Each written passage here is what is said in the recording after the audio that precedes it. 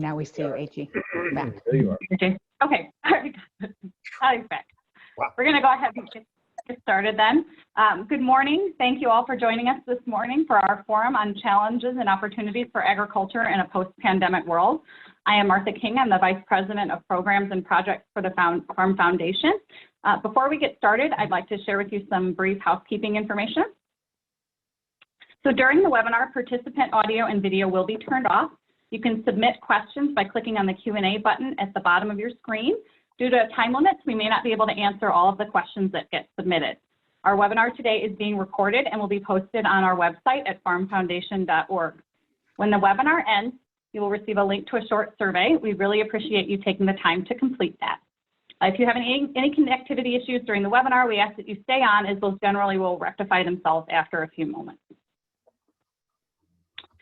I'd like to extend a special thank you to Farm Credit for their generous grant that supports our webinar today. I would also like to invite you to connect with us on social media using the hashtag Farm Foundation Forum. For those of you unfamiliar with our forums, we'll first hear from our moderator, then our panel of experts will discuss their unique perspectives. Then we'll spend some time taking questions from our audience.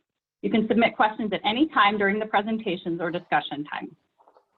Now I'd like to introduce our moderator, Farm Foundation President and CEO, Sherry Rogie-Fidler.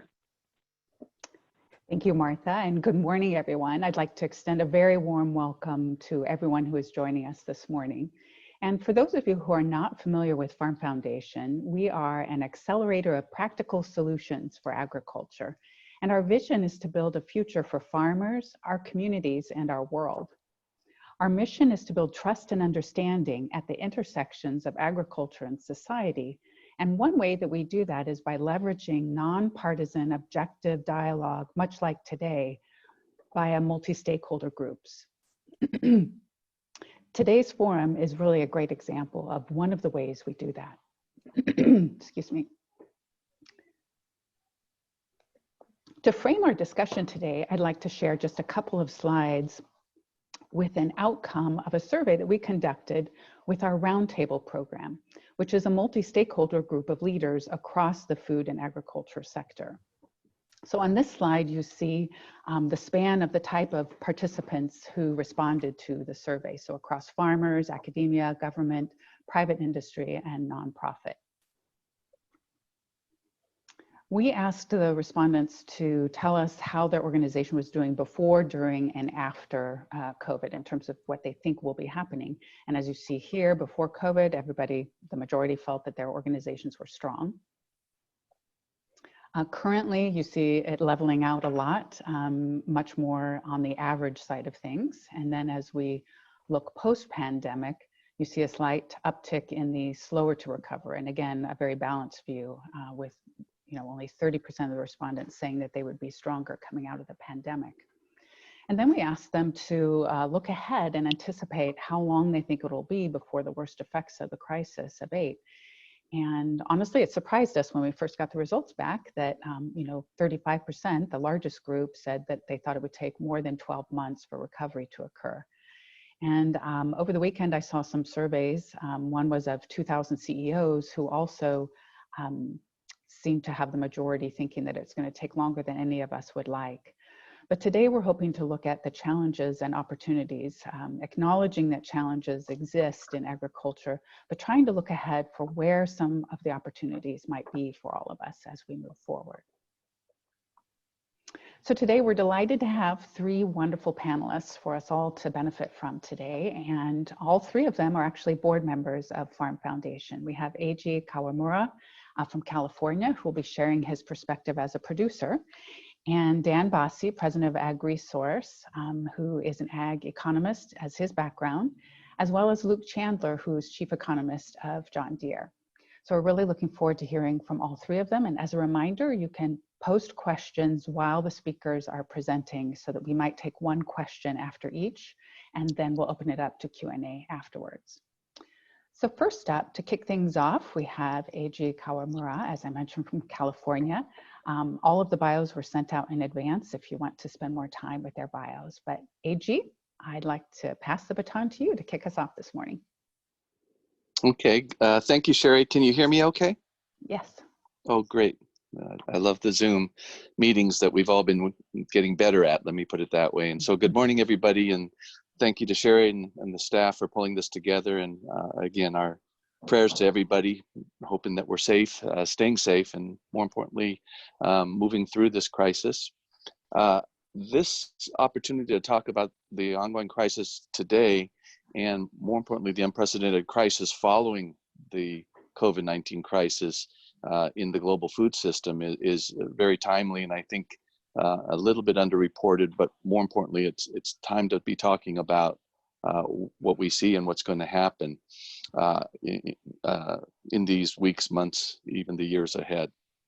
I am reminded that we all grew up with the story about the three little pigs, and we knew that one little pig could see that there was going to be threats from predictable enemies and a predictable enemy, and specifically with that story. But the idea that you could prepare yourself, you build yourself a structure that was more resilient, stronger than possibly you would ever need, was the theme of that story. And yet we know that whether it's locusts, there's an enormous locust plague, for example, in Africa right now, or whether it's a pandemic, these are challenges and threats that will and do affect our food supply. And while we were thinking we were somewhat prepared, I remember going back to my days in Sacramento in 2008 with the swine flu, the H1N2. We fully anticipated that H1N2 was going to become very contagious, and we started to go through tabletop exercises, drills. We started to think what was going to happen to the different sectors in California, let alone around the country. And I can say very clearly that we thought we were going through the litany of challenges that we would expect to see, of course, including your labor force being affected, your potential for shutting down. But I can say very clearly, I don't think we ever put out there that an entire food service industry would be shut down. And as we started to see this crisis move forward, and we started to see then these efforts by the government, by society, to address the rapid spread of the disease, of the virus, I know that we were, all of us, I think, caught by surprise a little bit on how quickly an entire sector of the food delivery system, in other words, the food service industry, could be shut down, and then what would the effects of that be at the farmer level. As you've all heard, and go, Morgan, if you would go ahead, as you've all heard, there's just tremendous pain within those producers who have perishable products. I'm a fruit and vegetable grower. I grow strawberries and green beans, and we've been actively harvesting and selling those products throughout this spring, throughout the crisis. And there's always this wonderful appreciation of having yourself set up in a way that allows you to go ahead and do that. Our companies, the ones that we work with in the framework of our produce industry here, and our produce company was set up that we sell almost entirely to the chain stores. Another 40-50% of the entire produce industry basically sells to the food service industry, or some combination of both. And there are definitely those producers in the fruit and vegetable sector that, and is actually also in other commodity sectors, that sell 40-50% or 100% of their products to one or the other, the chain store industry and that part of the food delivery, or the food service. And we have seen that the collapse of the food service industry, of course, has suddenly created an enormous amount of that product looking for a place to go. The picture I just showed you is just down in Brawley. It's there was a tremendous amount of product today, and in these weeks ahead, still being basically dished down because we can't quickly pivot and turn and find a marketplace or a place for a lot of this product to go. Obviously, the cost of harvest, the cost of cooling and boxes and cartons and putting them on a truck and transporting them is an enormous part of the production cost of what we have. And yet at the same time, we all plant our fields with an assumption that we're going to sell X amount per day, X amount per week, X amount per month. And so we're stuck with our production models. And more importantly, we're finding that suddenly when there's no marketplace, we have crisis. But that's not the only threat. And I wanted to make sure we understand that in the, let's just talk about the produce industry, but this really carries over to all the different commodity groups, especially as we see a collapse of the petroleum market, then how that impacts the ethanol markets. There's really in our world three threats, basic threats right now. Clearly, labor is one of them. We did go through the exercises of what happens when your employees get sick, and we saw that in a processing plant, if there's a cluster of infections, the whole plant can be shut down. We also recognize that in your crews out in the fields, if we can somewhat create separation on any given day, your crews could suddenly be found to be vulnerable, and parts of your crews would have to be asked to stay at home in the middle of harvest or in the middle of other critical chores. And then we also didn't quite expect, but we certainly know now, that the challenge of bringing crews across the border in some new protocol that allows for safe passage, the day that those crews can't come across, even though they were expected to come on a certain day to meet a certain harvest regime, that's as big a concern as any that we have in our sector right now. And we're trying to create protocols working very closely with USDA and the State Department on making sure that that exemption for agricultural workers can stay in place. Certainly, we just talked about what happens when your markets are no longer available and your processing contracts or your other contracts are suddenly unable to be filled because there's no place to go with that product.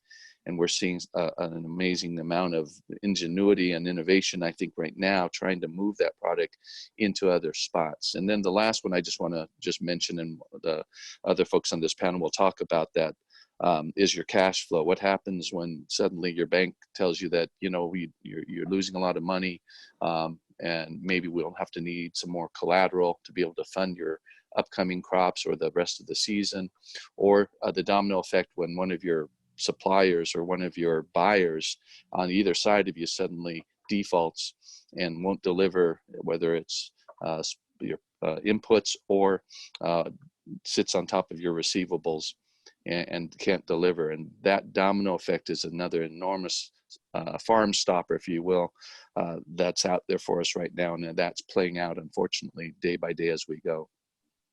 And so we're out there in many ways navigating without a roadmap for many producers that have the ability in the fresh produce industry to decide, what are we going to do if I have a 60-day crop, a 90-day crop, a 120-day crop? Let's say celery is 90 days, other crops are 120 days where you plant them and you know you're going to harvest them.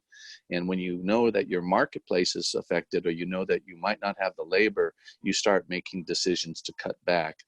Or do you push a pause button and just stop your operation because you can? And there's producers, of course, that are able to do that, or shift into a different crop that might have a more mechanized kind of way of harvesting, or something that seems a little safer.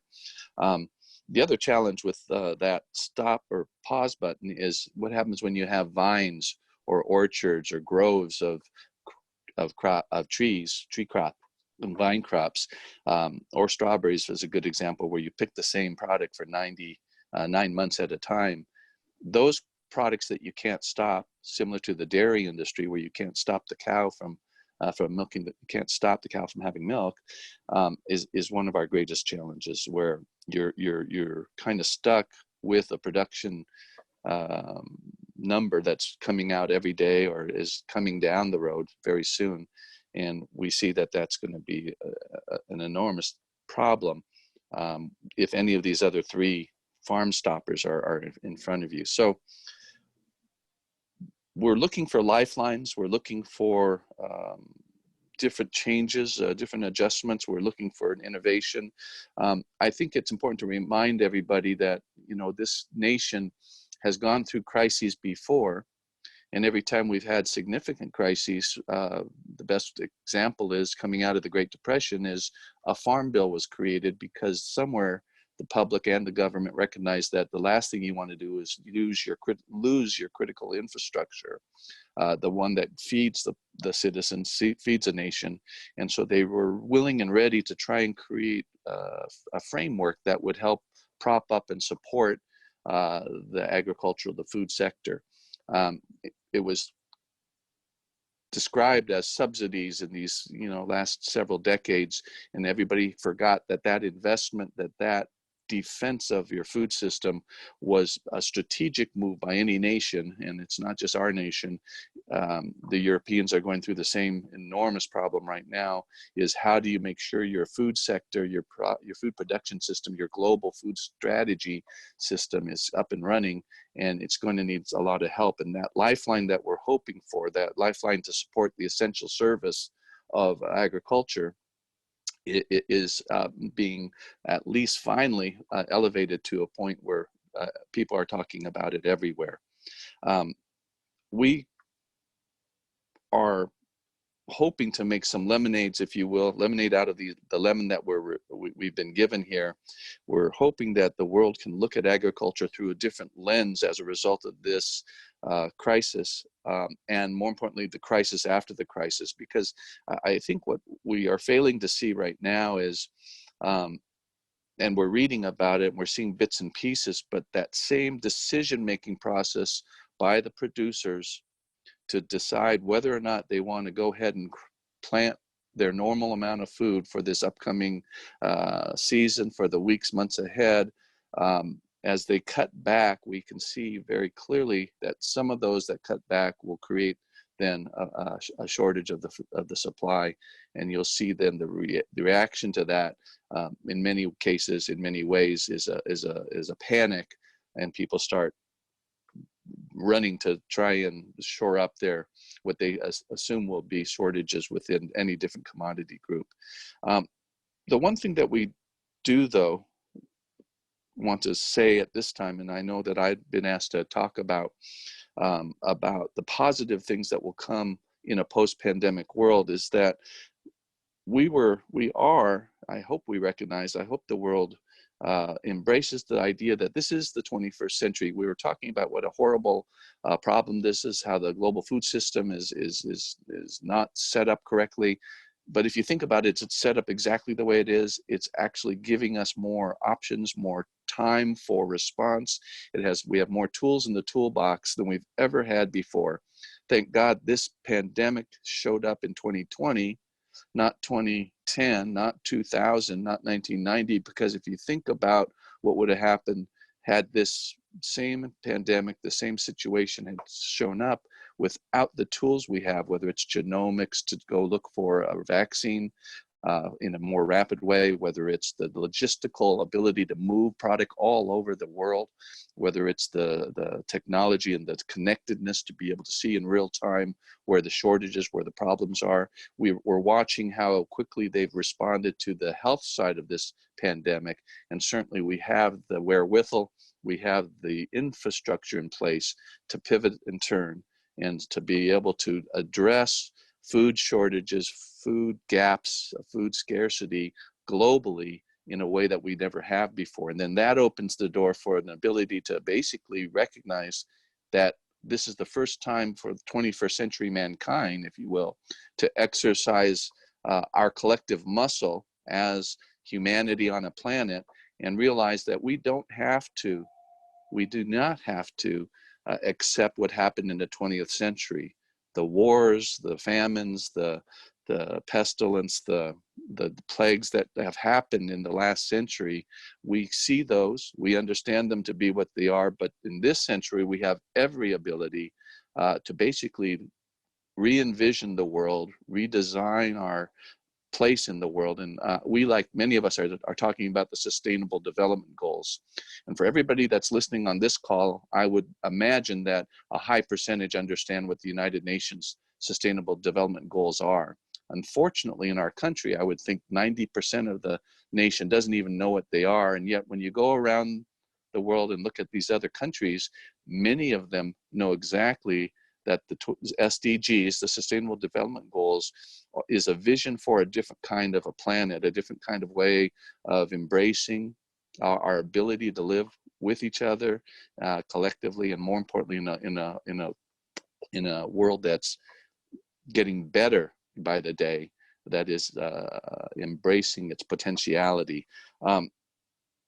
The resilience that we're trying to create for agriculture, there's no way agriculture is ever going to become irrelevant. But for all the people that like to attack agriculture these days, I think there's room in the tent for all kinds of agriculture, big and small, all the different new methods we are learning about.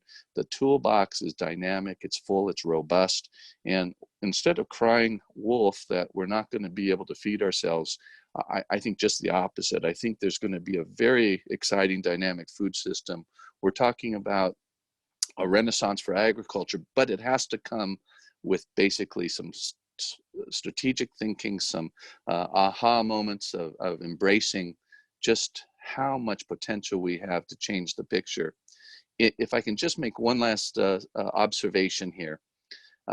Currently, everybody's realizing that there's a lot of folks that don't have access to food, and an enormously important dialogue about, oh, why don't we use food banks? Why don't we rethink about how we can deliver packages to an urban food desert, or to the folks that are really struggling just to put food on the table?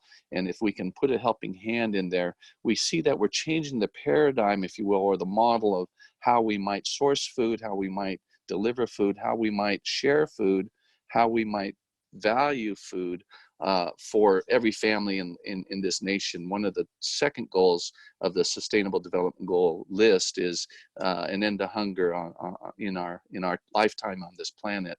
And certainly what we're seeing right now is an effort collectively for a new kind of collaboration. And this is just an example. Because of this crisis, there's some new collaborations taking place that's delivering and bringing everybody together to address some of the challenges that we're facing today. Let me then just close and say, our hope is that we're all will be looking at the world through a different kind of lens. We recognize that the pain that's out there for many in our sector is going to be permanent. They will not be standing. It's very frightening to think that the 2% of the public that still produces all the food for the country is going to be whittled down even further. And those of us who are standing, we still have an enormous burden on our shoulders, but we know that there's more support for agriculture coming out of this crisis than there has been in years and years and years. So I hope we can take advantage of that, at least understanding and acknowledgement that we are an essential service, we are part of the critical infrastructure, and as such, the nation and the public needs to invest in that. So Sherry, I think that I've gone past my time maybe, but that's what I had to say today. Great, thank you, AG. I think it's critical to start this conversation with a producer perspective. So that's a wonderful way to frame our discussion today. Before we move on though, I think, Martha, do we have one question for AG before we move on? Sure. So the question we have is, consumers are objecting to some of these practices that they don't understand, for example, dumping milk. What can farmers tell consumers about these kinds of actions? Well, there's not any producer, farmer that grows something to throw it away. It's one of the most painful things that any of us have to go through. I've certainly had to walk away from any number of crops because of bad markets, or because it just didn't look right, because it had blemishes or something like that. So the crisis that we have right now is that people can't quite conceive that the business of agriculture, the fact that those of us who are farming, that we're investing the resources we have, the dollars we have into crops, with the hope that not only do we get paid for growing the crop and getting it onto the table for somebody, but that there's a little bit extra there so that we have a profit. And in that model, we can make a living and continue to do that season after season. And when the public just looks at the fact that, I'm mad because I couldn't get my Kleenex, which is a forest product, a paper product, or I couldn't get my meat today. We haven't gone through scarcity in basically more than a century, half a century, in our country, abject scarcity where there's actually shelves are empty, and the public then can at least suddenly realize that the logistical challenge of getting food so that we have so much abundance and the choices you have comes with this basically fact that it's, if you think about it, if we have abundance, then we can throw food away. If we don't have abundance, that means we have scarcity, and then the shelves would be always empty, as they are in many countries around the world. Our goal is to create abundance, and then with that abundance, not waste the product, but try and create those a new pathway for where we can divert abundance. A good example is corn into ethanol. A good example is waste products into compost. A good example is processing products so they become stable, and then you can save them and store them. So where we're missing an opportunity, for example, with milk, that at some time in the future, we could save all that milk and powder, put it into powder, put it into a stable product, and utilize it in the future, or get it to some country that could need it. That flexibility, that nimbleness, that pivot and turn to redivert that product into a place where you're not wasting it or throwing it away or disking it under, it is part of the unpreparedness that we're dealing with right now for this crisis. And I will guarantee you, if we go through more crisis, this will hopefully have set up some nice pivot and turn avenues for a lot of these products, so that we don't see as much destruction of farm products and waste, if you will, during the time when there really is need everywhere. Great, thank you, AG. And we'll come back to more questions after the other presenters, but at this time, we'd like to move to our second presenter, Dan Basse, who's president of AgResource. Our vision for the arc of this conversation was that we'd start with a producer perspective, and then Dan was going to set the stage at a national level across sectors, and then we'd be moving to a global perspective over the arc of the conversation too. So at this time, I'd like to hand it over to Dan Basse.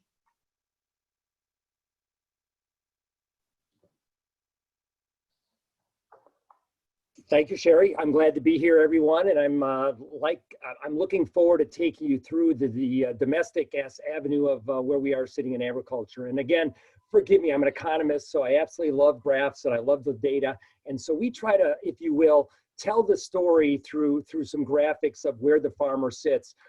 In my company of AgResource, we work with over 1,000 farmers across the Midwest and even in other countries. But I really wanted to put in perspective for you all what's going on in agriculture, why we're having these stresses, why today there's about 2.5 Americans out of 7 getting their food from food banks, and what the future really looks like. So Morgan, if we go to the next slide.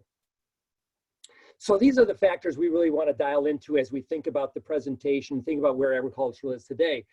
You know, as we think about the farmer, there's farm price profit deflation. Whether you're a dairy farmer, a hog farmer, a corn farmer, there's lots of price depreciation, which is hurting his profitability and hurting his outlook, if you will, going forward. Commodity prices have dropped 0 to 42% since the beginning of the year. Milk is the biggest drop, if you will. There's only 2 agricultural commodities, which is wheat and sorghum, that have really held in here. As such, at our forecasting models, we would say that Plains farmers will do better than the Midwest or the Delta. U.S. consumers are going to be facing some meat shortages. I hate to say that, because as we look forward, there may be the euthanization of pigs, maybe some chickens and all these other things, along with the spilled milk, that really bothers the consumer. As AG pointed out, it is emotional for the farmer. We don't want to work all this time to then, of course, waste our production, euthanize animals. It's not the way agriculture is set up. So, you know, I want to put in some framework of what's happening there and where we're going. 50% of the U.S. ethanol industry is shuttered today. It's a tremendous amount. 40% of the U.S. corn crop is consumed by ethanol each year. This is a big demand destruction for the corn industry. Corn pretty much sets the entire landscape for U.S. agriculture and a very, very important ingredient. So there may be as much as 1.2 or 1.4 billion bushels of corn demand lost as we look into the end of 2020. So today in Washington, we're talking about spending or looking for another 50 billion. It was just 10 days ago that Sonny Perdue, our Ag Secretary, announced $19 billion of additional aid. These are unprecedented times. In my 41 years as being an agricultural economist, I've never seen the struggles, the pain, the agony that's going on in agriculture today.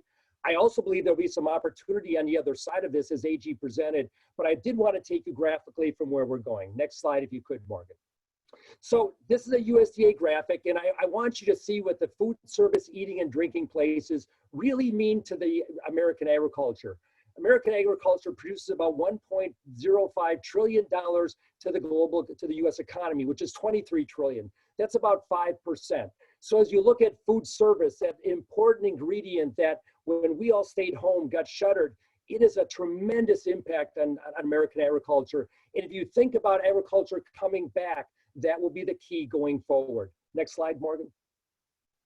So 2019 was the first year that Americans spent more money outside the home on food than in the home. We all spend about 7% of our disposable income on average on food, one of the cheapest in the world, but we did so last year with more of that being out of the home. Now we're shifting everything back to the home. And this is where the pipes are getting jammed up. This is where we're having problem supplying all the food through retail and some other outlets because that demand is all being focused on one point. Next slide, Morgan. To give you a little idea here, I put the exports, food service, retailers, other wholesalers, government, and all other together, and I went back to 1997 and gave you some outlays of where that food demand and sales really came from outlook. Now, food service and other wholesalers, we can kind of put them together to some degree, but retailers is where that demand is all focused here today. Notice that as we all think about our food, we're all eating and consuming at home. Very few restaurants are open, though we are seeing states like Texas and Georgia and a few others trying to open up today. But even with those restaurants, there will be social spacing of 6 to 8 feet between tables. So if we do get some states or food service coming back, it will take a long time to get from where we are. Now, exports are always an important component of US agriculture, but today our focus is really on that retailer grocery chain, if you will. Next slide, if you could, Morgan. So in the last month, what really happened here is that March US food retail sales, that grocery sector, were up 28% at $73 billion. And you can see the food service that pretty much fell off the table. Now, March was not a full month of shutdowns. I mean, it only happened around the 10th and 12th when we started to shut down California, and then it spread to the rest of the country. We expect that food service sales will fall to about 42 billion by during April. So that is a tremendous drop from where we have been. That food service sales are what you and I are doing in terms of takeout business or delivery or something like that. That is still ongoing, but the restaurant trade, the hotel business, everything else that goes forward is just not occurring today. Next slide, Morgan. So we all see in the news these pictures about dumping milk.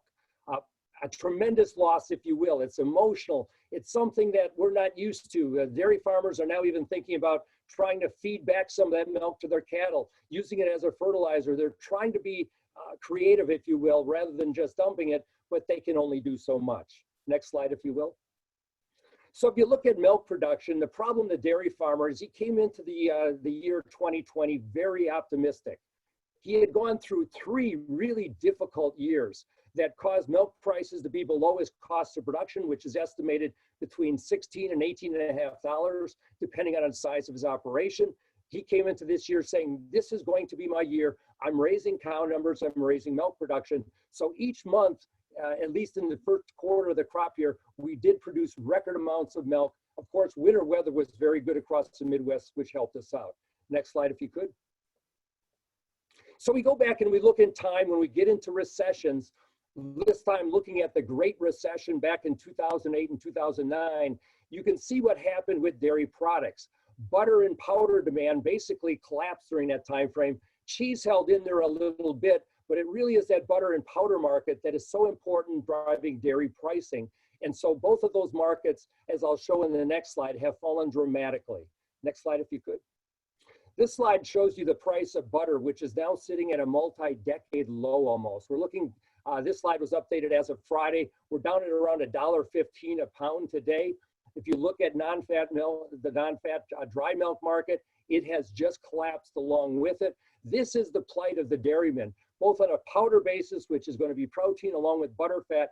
He is really starting to see some problems. And if you go to the next slide, Morgan, you can see that the price of milk on a retail basis has now fallen below $2 a gallon for the first time, looking all the way back into about 2015. So struggles on the dairy farm are really there. And if we look at that drop in demand along with the rise in production, we estimated AgResource that we need to cut milk supplies about 10% to really balance out where we are. That will take months to accomplish. The farmer will continue to dump milk, unfortunately, going forward. But at the moment, the market is trying to, of course, stimulate more demand, which has been difficult. Next slide, if you would.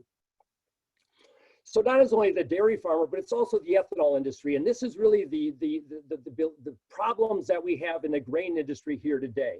Next slide, if you can. Americans are driving fewer miles. As we all stay home, we just don't have the same kind of mileage on our cars. Cars are in the garage, they're not being filled up. And so you see in this graphic here, the forecast for miles driven on an annual basis and where we're looking at this year. Generally, we're forecasting that miles driven will be down around 19%. That includes the stay-at-home months of course, March, April, some of May. We'll start to see more normal driving as we go into the end of the year, but this is still a big drop in terms of gasoline consumption, not to mention 2/3 of the airplanes that are still sitting unused as we sit today. Next slide, if you could. Based on that drop in, of course, consumption of petroleum products, we are now seeing that if you look at futures-based ethanol, the chart on the left, this is the margin, if you will, to an ethanol producer, or the blender who blends that ethanol into a gasoline, both sectors are losing money. In the case of ethanol, it's as much as 80 cents a gallon, 80 cents to $1 a gallon. I plotted July there to show you that there still is no indication that the ethanol market is going to be coming back. So if you're in the ethanol industry and you have closed the plant, to reopen, you're going to need to see some very good margins for an extended period of time to give you that confidence to go back into producing on a more longevity basis. Next slide, if you could, Morgan. So in the world of ethanol, ethanol plants are reacting accordingly. If you're losing money producing ethanol, you're going to see a sharp drop in production. This is the ethanol production in the last 4 weeks. You can see it's pretty much just collapsed. And at the same time, we've rallied and to put ethanol stocks at record levels. We now have enough ethanol in store that we can go about 8 weeks without having to produce additional ethanol. We don't think that, of course, that 8 weeks would be needed. But when we come out of this and Americans start to drive more miles, we will find them drawing down stocks as opposed to ramping up production. So next slide, if you would, Morgan. The forecast at AgResource Company is that today we're losing about we're losing about 16 million bushels of corn a day. Half of that is being lost by not producing ethanol. So if I take that on a monthly basis and we assume somewhere between 470 to 500 million bushels of corn consumed a month, we now take that going forward and you can see the shortfall that we are seeing in terms of ethanol demand. And this is something we expect will continue at least for the next 3 or 4 months. Plants that are closing are telling their producers and others that these plants are likely to be closed for anywhere between 3 and 4 months. We had announcements last week from ADM as such. And so this is not something that will come back online immediately. This will have some longevity. Next slide, if you could, Morgan. So here's the dilemma for the corn farmer. Corn farmers this year decided to plant a large amount of supply. We see that corn now going into the ground. AgResource is estimating 96 million acres. And when we think about the loss of ethanol in an old crop year, we're now forecasting about another 500 million bushels down from what USDA had indicated in the April report. That gives us an end stocks of 2.7 billion bushels. But for new crop, and I've highlighted it there, you can see that we're looking for the first time going back to the mid-1980s that U.S. corn stocks are above 4 billion bushels. This is a massive amount of corn. And it's got discussions going again. What will we do to get rid of the pile? Some elevators are not bidding a new crop just because of their concern about the economy. COVID, and of course, this large cache of corn. So this is something that the corn market's trying to digest. Of course, we still have to produce this crop. We can see this here, but that's pretty much, we're looking at a yield today of 178.5 bushels an acre. That is trend. But again, the corn market is going to be facing large supplies and large stocks for years to come. Next slide, if you could, Morgan.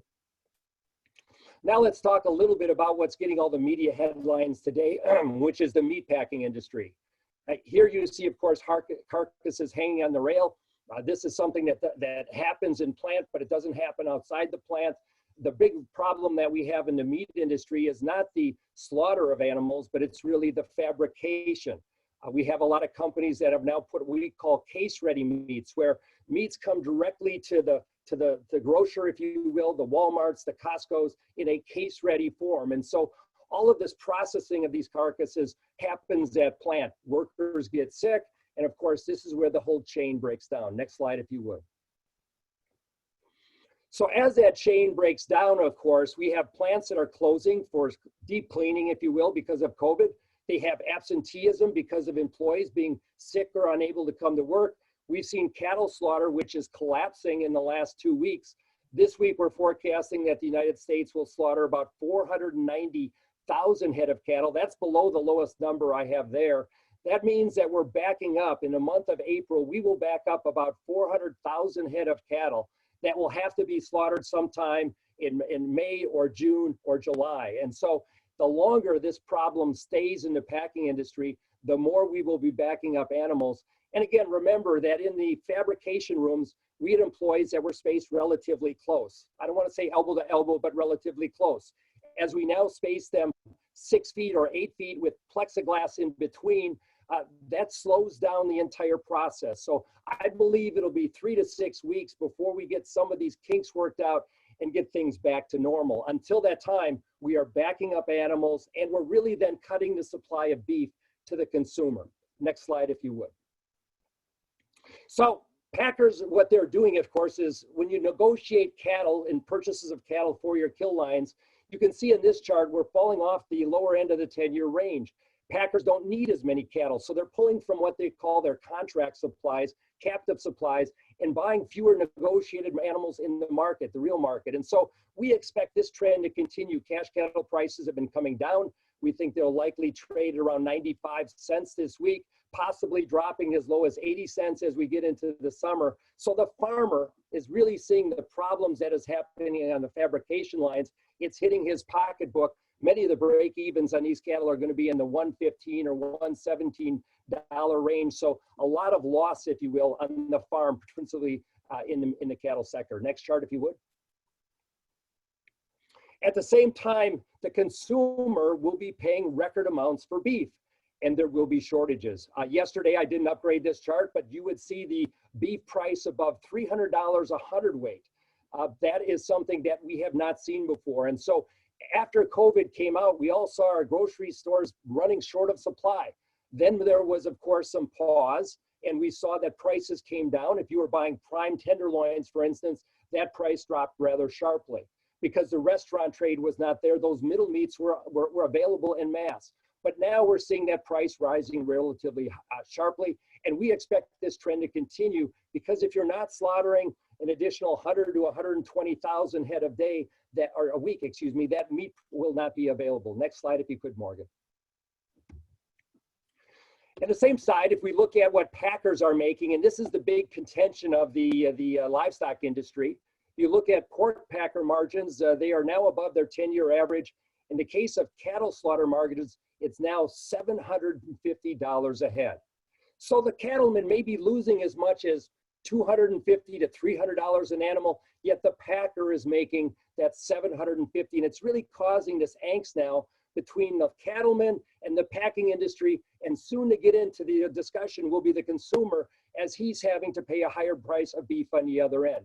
What's going on here? Well, the marketplace, if you will, is trying to incentivize the packer to run more shifts, to pay people better, to do whatever they can to get the fabrication of beef elevated and moving along. So far, however, though, when plants have COVID and they're forced to shut down, this is not a help in that overall relationship. And so a little bit today. One of the issues is that case-ready meats, the inability to take carcasses and send to a butcher in a, let's say, a local Walmart or your local grocery store is something that probably is desired today, but it just doesn't happen anymore. So all this fabrication is now forced at plant, and it's causing this, if you will, problems in processing, which is giving us shortages for the consumer. Next slide, if you could. On the other side of this, that maybe could be of help and an opportunity, but also could create some angst between the consumer, is if you look at monthly pork exports, the Chinese have been very big buyers of US pork. And you can see here that based on today's chain speeds and kill facilities, we're looking at 28% of the US pork supply going overseas. As prices rise, this may give some indigestion, if you will, to the consumer.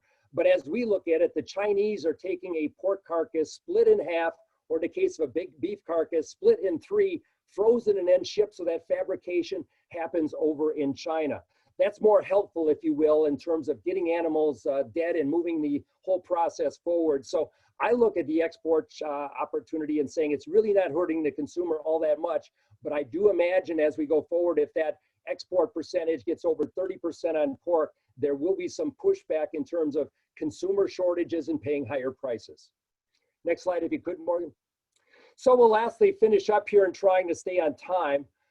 As you look at the opportunities, one of the opportunities will be that in the farming community, farmers are cutting back on their placements of baby pigs and on young cattle. You see these placement numbers will be down 20 to 30% in the months of March, April, and May. And so ultimately, though consumers are facing a higher price today, if we get through the problems of fabrication, there will be another layer of higher prices as we look forward to the fourth quarter of this year and the first quarter of next year, just based on the farmers and the bankers, if you will, not placing as many hogs or as many cattle or as many birds on feed. Next slide, if you would. So what does all of this mean? Well, it all means that we need to keep money coming at the farmer. And we expect this year, this is a graphic showing you federal government direct payments. We would expect that, including the $19 billion that went out there, that was announced several weeks ago, that there will be another $35 to $50 billion allocated to the U.S. agricultural industry in terms of direct farm payments or aid. We think that's appropriately needed. We think the farmer is in that trouble in terms of financial shape. And so as we look at the opportunity here, we need to get the farmer through this, because on the other side, there are opportunities. Next slide, if you could, Morgan. So as we think about the opportunities for U.S. agriculture, I believe that during this homestay, we've taught a lot of people how to cook. I believe that food consumption skews now favor an American renaissance with home meal preparation. I've had several people tell me that, my God, I could go to a restaurant and spend $35 on a chop, but if I consume it at home, I can get 10 chops for the same price. So I believe there will be this American renaissance, if you will, with cook at home. This just-in-time inventory processing, it's highly efficient. It's what we've been developing for the last 15 years. But when there are disruptions, the impact on the producer and the consumer will be dramatic. So we would think there will be some investment in what I call farm-to-table trends. We're going to see more fabrication, maybe moving to the dairy where they're producing things like yogurt or butter or cheese, ice cream. Those farmers now will be looking less to, of course, the plant-based system or the co-op system, and maybe taking things into their own hands. We do think there'll be a fairly big political battle that will deepen, if you will, on the abundance of crude oil and the biofuels industry. We see the Trump administration talking about the need to support the energy industry, which has 6.8 million jobs. I would point, however, in the biofuel industry, there's an estimated 30,500. We need to make sure that both of those jobs are protected, and the agricultural industry needs to be vocal on the importance of ethanol and biofuels in our future. A bullish American stance in agriculture, however, this really requires a decline in the value of the US dollar. We need to somehow cut foreign production. I have an office in Brazil, Goiânia, and when I talk to my office down there, we of course find Brazilian farmers looking at record profitability for things like corn and soybeans. That's because the real is priced this morning at about 5.65 to the US dollar. Their profits are rising because of that currency. And so ultimately, to get bullish of US agriculture, we need to have currency that is going to fall, or the US dollar needs to weaken. And as I said earlier, there is this livestock opportunity in the fourth quarter as the supplies drop, and there will be a bull market for farmers as we think about the fourth quarter of this year and first quarter of next year based on supply shortfalls. And as farmers place fewer cattle, hogs, and poultry, that will drive us into some supply shortages as we think longer term. So with that, Sherry, I'll turn it back to you, but I just wanted to give you a quick rundown of where we're sitting today and what the opportunities are for American agriculture going forward. I wish it were different today, but there is maybe some brightness as we think into the fourth quarter of this year. Great. Thank you so much, Dan, for those data-driven insights. That was excellent. Martha, do we have one question for Dan? Sure. So Dan, you were talking a little bit about the resilience in processing and distribution segments and so on. So beyond building resiliency into our production, how can we build more of that resiliency into processing and distribution segments? Well, we may want to go down and we may have to have actually fabrication outside of kill plants, or maybe want to have some additional fabrication that can be done in a store. It was just back in the early 2000s that Walmart decided that they no longer wanted to fabricate meats in their store. Maybe there's some stores that would like to go back to some of that so that we could move to that. However, today, there's no good place to get carcasses on rail or carcasses on a truck to move to those areas. But I do think that processing, maybe not so much in plant, but to the consumer side of things would be helpful. I'll also tell everybody, I think if you go to your meat stores, you're going to find packages that have bigger, how should I say, poundages of meat. You know, buying 20 pounds of whole chickens or something in the lines of brisket or ribs, they're going to be packaged in larger portions because of the processing that's happening upline. So maybe even you, the consumer, will have to do more processing or fabrication, if you will, at the home. Great, thank you, Dan.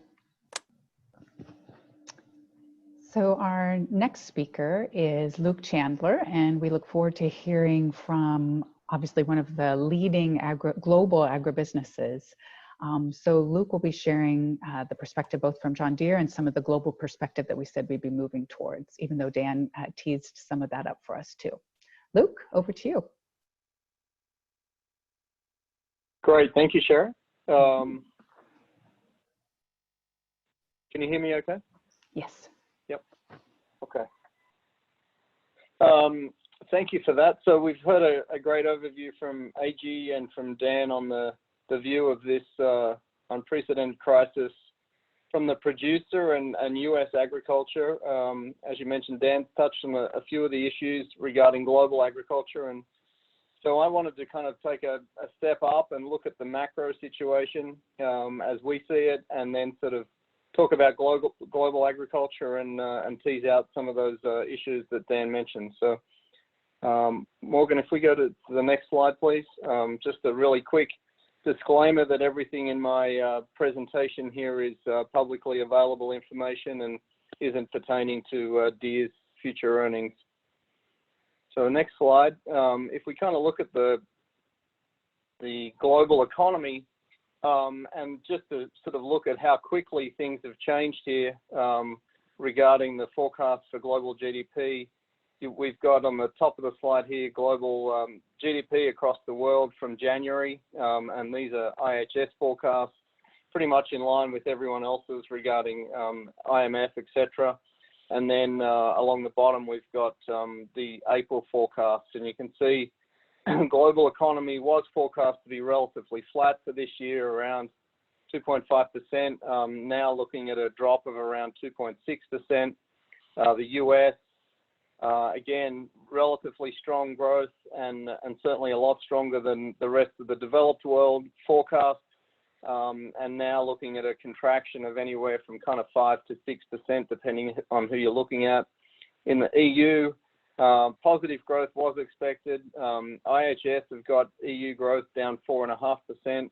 I noticed the International Monetary Fund had growth down closer to 7 to 8%, and we're certainly seeing some increasing concerns in Europe from some of the periphery countries. If you think back to on the back of the global financial crisis, where a lot of those countries like Greece, Spain, Italy were really having problems with debt payments, and issues like that, and potentially having to leave the Eurozone, with some of those countries being hardest hit by this crisis, we're increasingly seeing those concerns coming back. So this will be an interesting road for the EU to try and navigate, particularly on the back of Brexit so recently.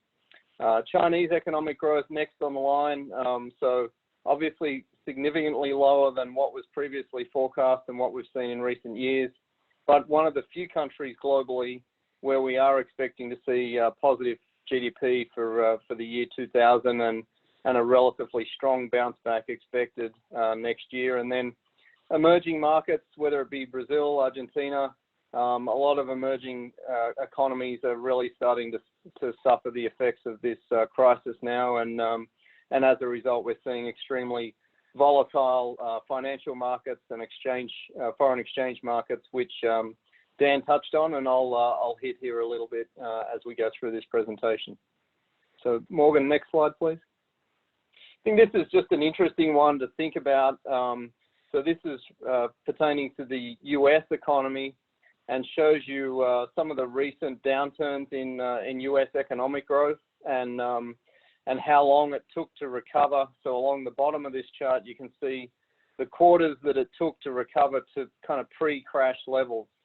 And so the dotted line here is the current crisis that we're going through. And again, these are IHS forecasts from April, and shows the downturn obviously being extremely strong relative to historical downturns, but recovering relatively quickly. They're kind of back to pre-crash levels within 6 or 7 quarters. There's a lot of different views on what the shape of that recovery looks like. If you kind of compare it to the red line, which is the Great Recession or the global financial crisis of 2008, 2009, where it took around 3.5 years for the US economy to get back to that pre-crash level. So a lot more of an L or a U-shape recovery there versus what IHS are showing here as a V-shaped recovery. I think as time has gone on, probably more of the expectation now as we shift into a more of a prolonged recovery, particularly as we hear about economies sort of slowly opening up. It's going to take a long time to fully open up economies again, and maybe some parts of the economy will never get back to normality or where we were pre the crisis. So I think this is an interesting one, and obviously this will have implications for food demand, but also in terms of the broader economy, housing markets, unemployment, all those sorts of things which impact all of us. So I think that's really going to determine the macro situation. So I think we're watching that one pretty closely. Morgan, if we go to the next slide, please. And so Dan talked a bit about the ethanol situation, and I kind of just wanted to talk a little bit about oil here.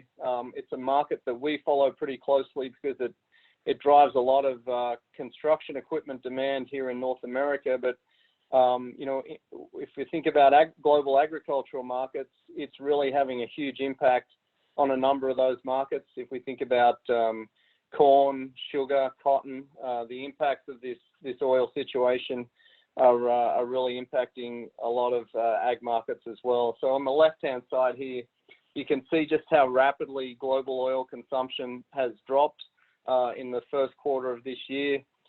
Global demand down anywhere around sort of 20% in the month of April, and US demand even further down, sort of 25 to 30% in the month of April.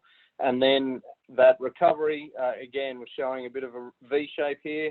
We do think oil will recover as we go through the course of this year, as people get back in their cars, as Dan said. We're going to start to see driving miles improving or increasing through the course of the year, but it's not going to be the rapid recovery that some might expect. And so you will have seen just last week that oil prices on the WTI contract turned negative here. So that was more a technicality issue, but what we're currently seeing is storage globally is becoming a bigger and bigger issue. So whether it's for the WTI at Cushing, as we're showing here on the right-hand side, where storage capacity is kind of around 80%.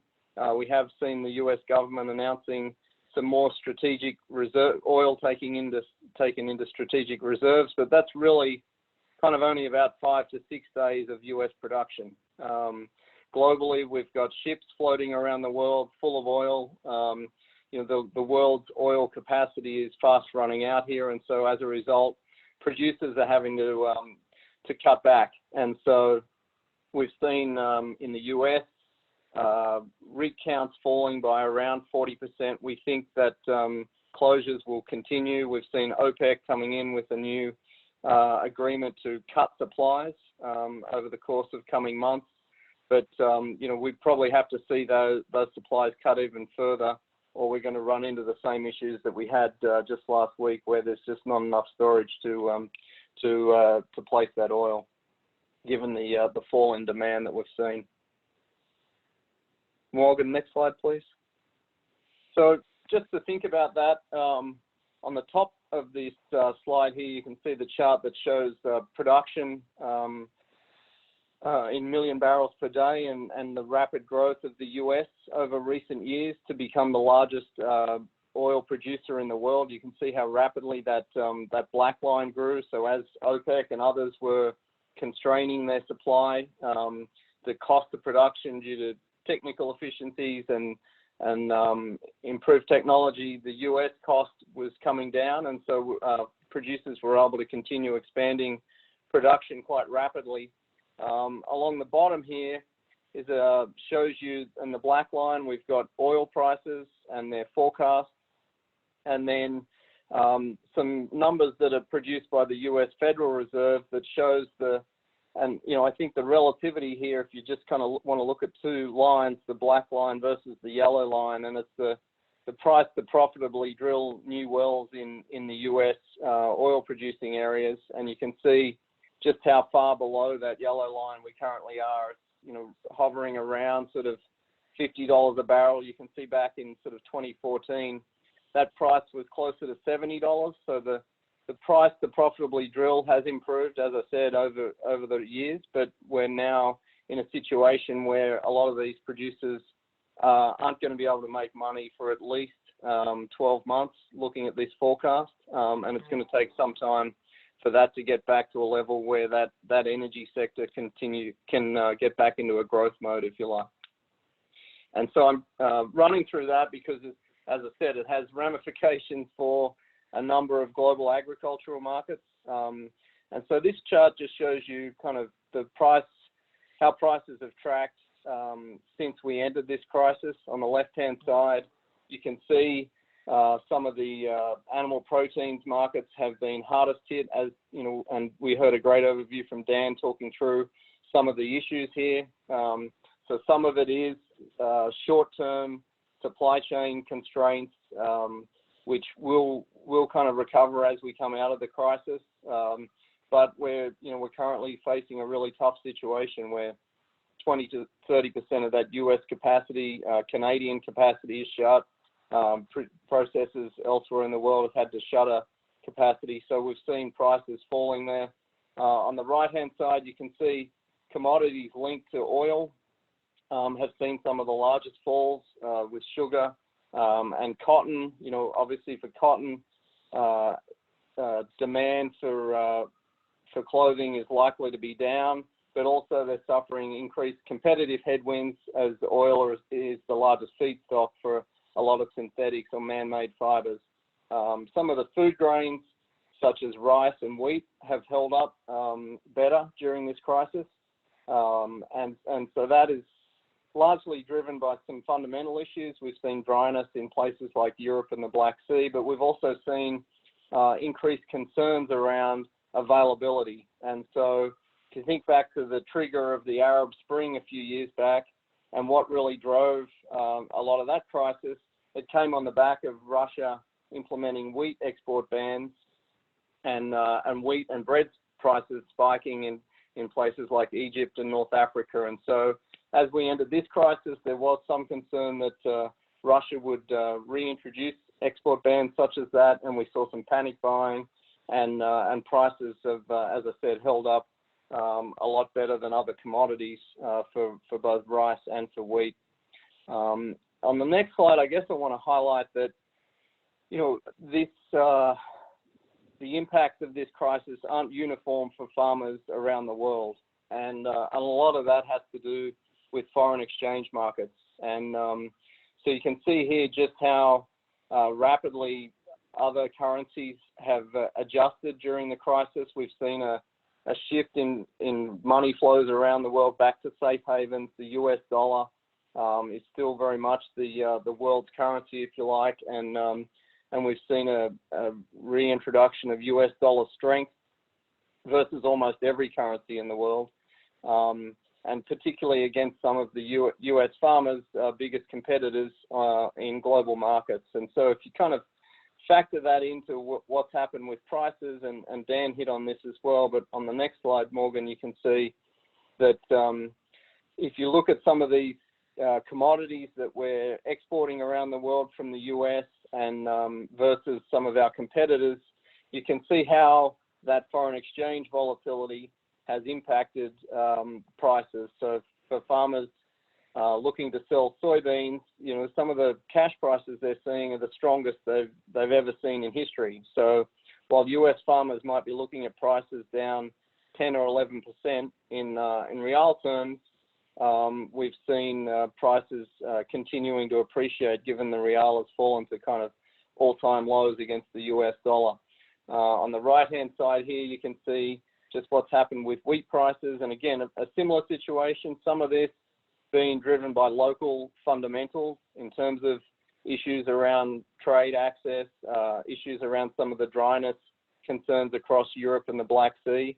But the foreign exchange impact has been very significant. And so I think this is an important thing to think about when we think about global competitiveness of US agriculture. And this is clearly a headwind. It's been a headwind for some time, where we've been in a strong US dollar environment, and we've continued to see additional acres being brought in other parts of the world. So we've seen this rapid expansion in the Black Sea region, where Russia's now the largest wheat exporter in the world. We've seen the expansion in South America, where Brazil's the largest soybean exporter. That second crop corn is becoming a bigger and bigger competitive challenge for US corn exporters. And so, I think we'll probably see it subside over time from the current crisis levels that we're at. But this is going to be a headwind that we're going to be facing in global export markets for some time. And then I guess the other thing just to sort of think about, which was also touched on, is just what does the global food supply chain look like moving forward? And I think we have built an incredibly efficient global agricultural trading system and global food system over recent decades. But this crisis has really created some challenges for that. So while it's incredibly efficient, it's not extremely robust in the middle of a crisis like this. So questions such as, will we see governments holding greater stockpiles? Will we see companies moving to kind of less of a globalization model and more optionality domestically? I think those are all things that are going to impact the food supply system moving forward, and that's going to mean probably a less efficient system. It'll challenge consumers. Are they willing to pay more for their food? But it maybe is a more robust system in the middle of a crisis such as this. So I think there's some interesting things to sort of think about, and I'm happy to answer any questions. So that's, Sherry, that was all I had to talk about global agriculture, but I'm happy to answer any questions on that or anything else. Thank you for your time.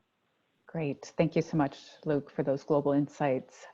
Martha, do we have one question specifically for Luke? Otherwise, we'll open it up to all panelists. Sure, there was one specifically for Luke. With expected losses of essential supply chain production in areas like pharma, how is it possible that we're predicting China's economy might grow in 2021? Well, I guess like anything, you've got to take data out of China with a bit of a grain of salt. But you know, I think this it's kind of due to the downturn. You know, China is one of the first countries that went into this downturn. They're also one of the first countries that have started opening up again. So some of this is a timing issue in terms of they probably see stronger growth towards the back end of this year. But, you know, as we've seen over recent years, the Chinese government have tried to shift the economy from a export-dependent economy to more dependent on domestic consumption.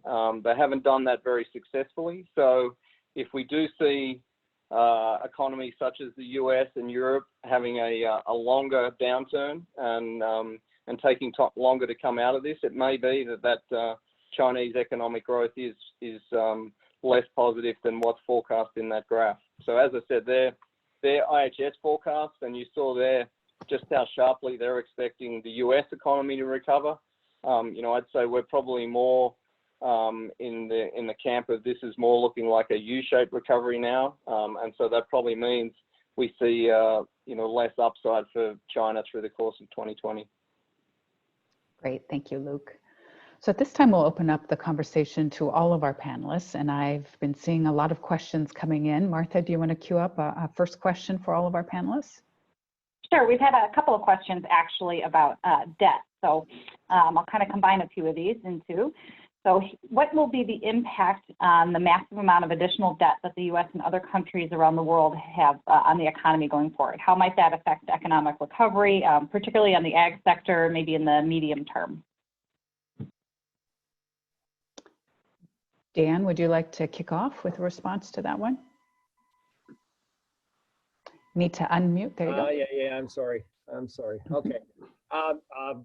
You know, I'll start out here. Luke, you can always join in, but the debt as we see it today is being directed towards filling holes, if you will, economic holes within the pocketbooks of farmers and industry and others. And so it's not like that debt is creating more velocity of money. I think a lot of farmers or a lot of agriculture would like to get back to what I call inflation and times where maybe prices of goods are rising. Unfortunately, today the debt is deepening. But that deepening debt is not showing more velocity of money. And so my impression is that deflation is where we are today. If we can get some additional stimulus moving forward from a global perspective, maybe inflation can come back, because, you know, definition of inflation is more dollars chasing fewer goods. Today we have an abundance of goods, but we have dollars that are not circulating. So it could be where we do see a more inflationary world in 2021. But for today, I'm more concerned about deflation than inflation. Great. Luke, did you have anything to add? I guess I'd just add that one of the key things that governments are obviously trying to do is to stop this becoming a banking issue. So at the moment, obviously this crisis is a health crisis. It's having a huge economic impact because of the shutdowns across the world and across economies. But it's different to 2008, 2009, where it was really a lot of challenges on the supply side of money, and with banks having to limit liquidity. And so I think it's important that, you know, this doesn't become a banking issue as well, because the ramifications and the prolonged downturn would look even worse. And so I think that's, governments are really trying to stop you know, this becoming a banking crisis, and that's going to be really critical moving forward. So, you know, I think that's why we're seeing governments being so proactive, reserve banks being so proactive this time around to stop the contagion effect into the financial sector. Great, thank you. Martha, do we have another question that we could open up to the entire panel? Sure. We have a question about, again, with the resiliency. Which kinds of farms are being seem to be most resilient to the pandemic? Large, more diversified, or is there expected number of farms that we predict will survive or fail?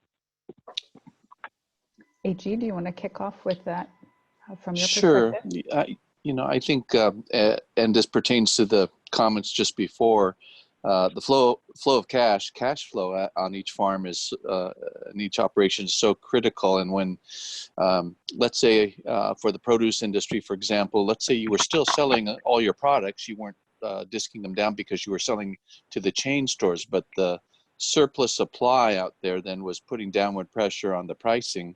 And so while you were still selling your crops and getting them into the markets, the market was much lower than it would have been. And so now immediately you're dealing with cash flow issues. The lemonade that we're talking about, we're certainly seeing all around the world and all around the country. There's new support for the regional, local grown food production systems. In our area, we had farmers markets that were originally shut down, and then because of the delineation of and the exemption given for essential services, farmers markets where you had willing landlords that had the property where the farmers markets were able to reopen the farmers markets, and you had drive-through farmers markets suddenly conceived and put together. You have, of course, the folks with the roadside stand business where people have opted to go to the roadside stand and avoid maybe the chain store. You're seeing some wonderful stories come out of good support for that. On the large side, those producers that have an ability to, again, maybe look into consumer packs, look into value added. It's funny, the kind of fresh produce purchases where the consumer can walk in, grab a bag that's already ready to go and walk out without having to sort through things. Those are the kinds of products that seem to be moving off the shelf more quickly. So I think what someone mentioned, and Dan mentioned in his remarks, the fact that people are cooking at home more.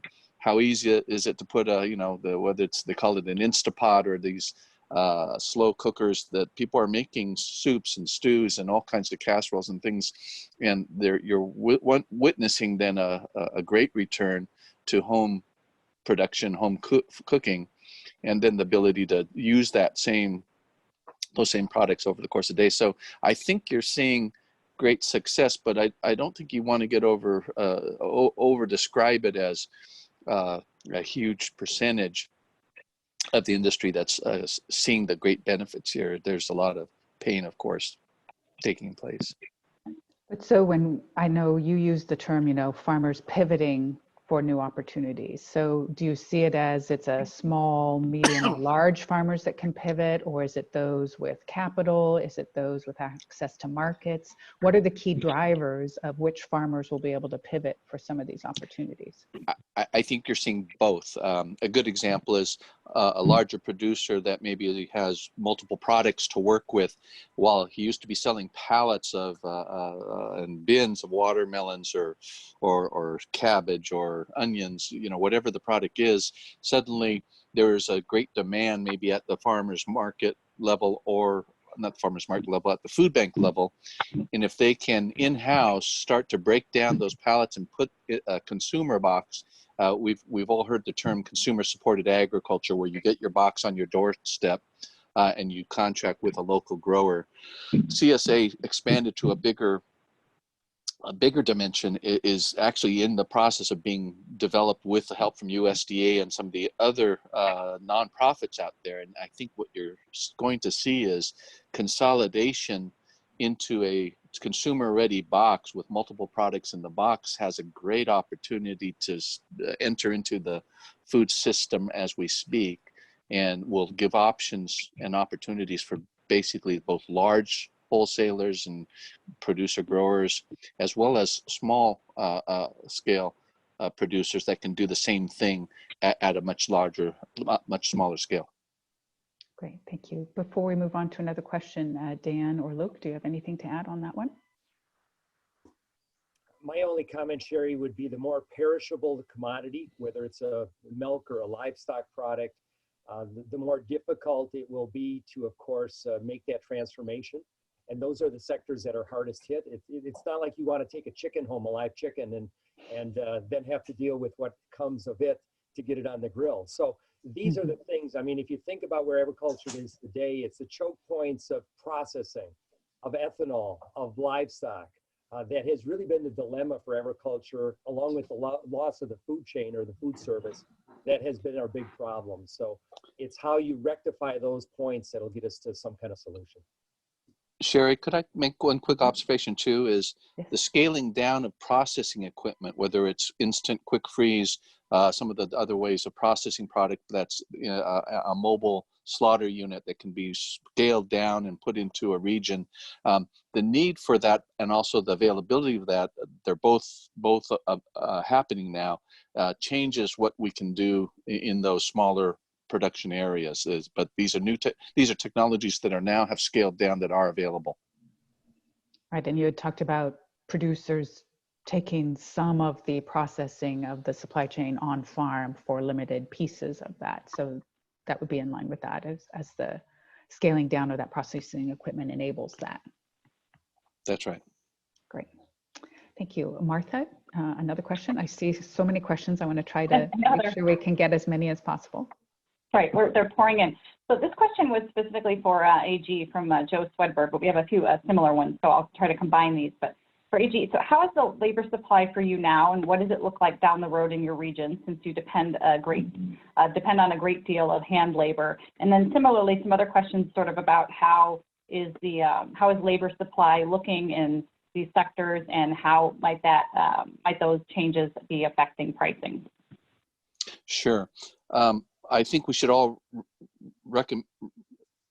realize or remember that when this outbreak took place, it was right in the middle of winter here in the United States and North America. You had a lot of production in Mexico and Central America and South America coming north into the United States. But now that we're moving out of winter into spring, and from spring into the regular full-time harvest for the rest of the country, the labor supply that is expected to come across the border, that's been ready to go under an H-2A program or under any other programming, that labor supply is where enormous concern exists today. What's happening is different pockets of labor they're concerned about moving. In some countries down in Central America or South America, they don't even want their citizens to leave, or if they leave, they can't come back. And so you have a challenge about just where these crews are going to be available and how many of them are going to pass. There was a significant concern, and even though there is an exemption as essential services for farm workers and farm labor to be able to cross the border through the H-2A program, and there's an exemption there, the protocol to make sure it can happen, especially if one region or another has an outbreak of infections, that limits then the predictability of that labor supply. Currently, I think that's where the largest concern is.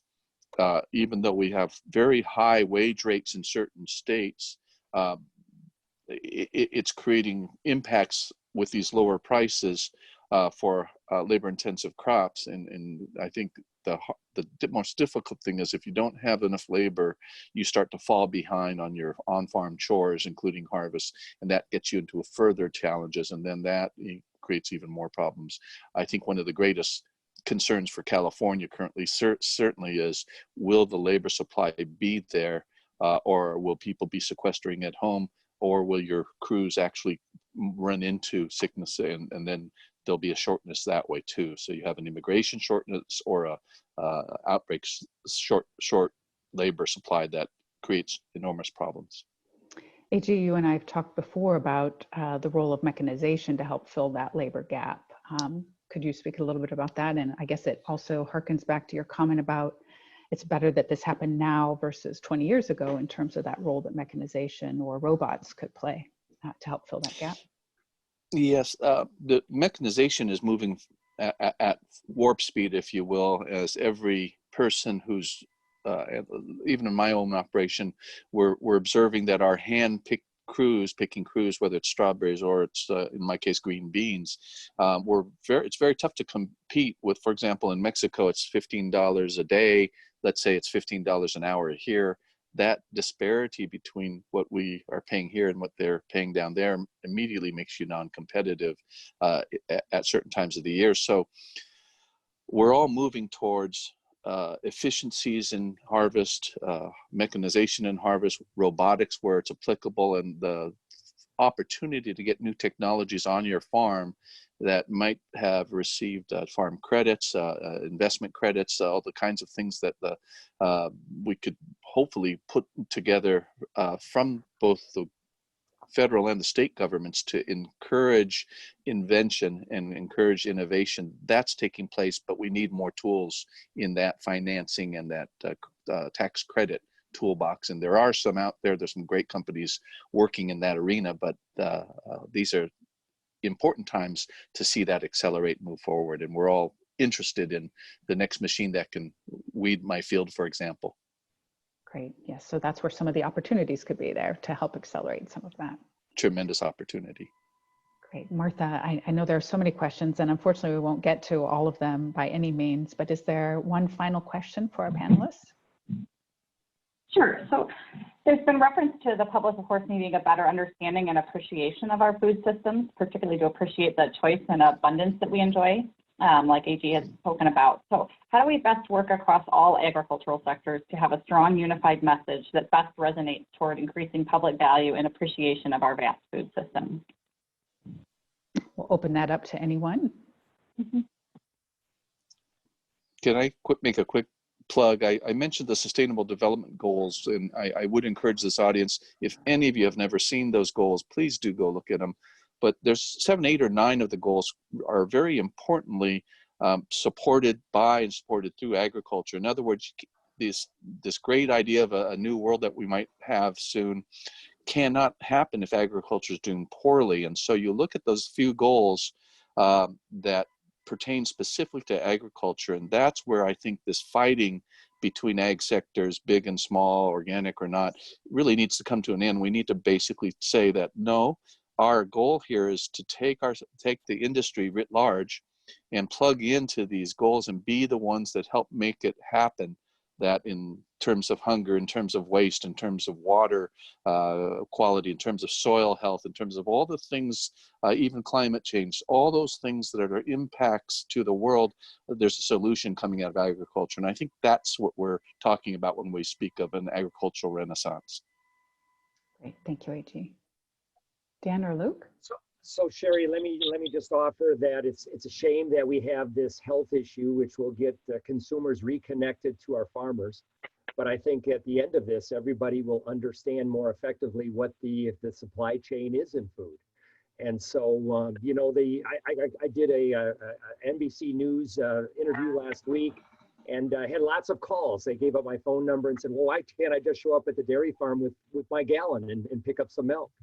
And, you know, there's rules and regulations. Raw milk can't be consumed unless it's, how should I say it, deemed appropriate by a medical authority. But, you know, the agriculture needs, as AG said, needs to be less fragmented, tell our story a little better.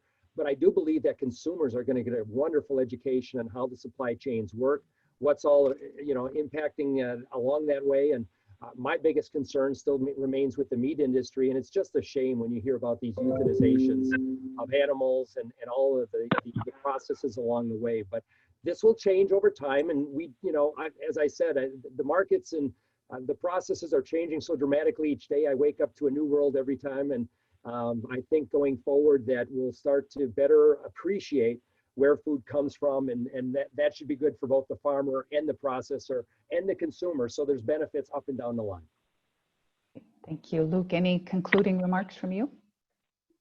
Yeah, thanks, Sherry. I guess I'd echo that, some of those comments from Dan and AG. I mean, one of my old bosses used to say, never let a crisis go to waste, and look for the opportunities. And I think if you think about, this is true for US farmers, but farmers globally, that there's been an increasing disconnect with consumers. There's been increasing pressure on farmers with regard to some of the challenges such as sustainability, animal welfare, climate change, and the consumer has really, you know, particularly millennials, not had a relationship back to the farm gate. And I think this crisis gives us an opportunity to really to tackle that challenge across the agricultural supply chain. So I think we need to while it's obviously, you know, incredibly challenging at the moment, we need to, once we get through the worst of this, think about the opportunities that there are to connect with those consumers, particularly millennials who are going to be the consumers of food over coming decades. So they really value what's the entire supply chain and value what's being done from the farm gate right through to their plate. And I think that's where we need to sort of focus once we get through the worst of this crisis. Great, thank you. Thank you, everyone. As I know it's hard and we hear all the news of the challenges, but I think it's been wonderful to have this time together to think through not only the challenges, but where some of the opportunities might be. As a fifth generation farmer myself, an entrepreneur, I have that mindset of looking for those opportunities even during challenging times. So really value all the questions from the participants and the insights from our panelists today. So as we draw to a close, I'd just like to thank our wonderful panelists today for sharing their many insights, and to thank each of you in the audience for joining us today during this challenging time, but also trying to look for some of the opportunities. We appreciate your questions that you submitted, and we're really sorry we weren't able to get to all of them. Also, a special thank you to Farm Credit for their generous support of our forums. I'd invite you to visit our website at farmfoundation.org in the forums section for additional information, including today's presentations, and a recording of the webinar will also be posted there shortly. Also invite you to be part of our upcoming Digital Ag series at the end of May. We'd love to connect with you on an ongoing basis, so please look for opportunities to connect with us on all of our social media platforms. And we hope to see you at our next event. So this concludes today's forum, and I thank you all once again. Thank you. Thanks, Sharon. Thanks, everybody.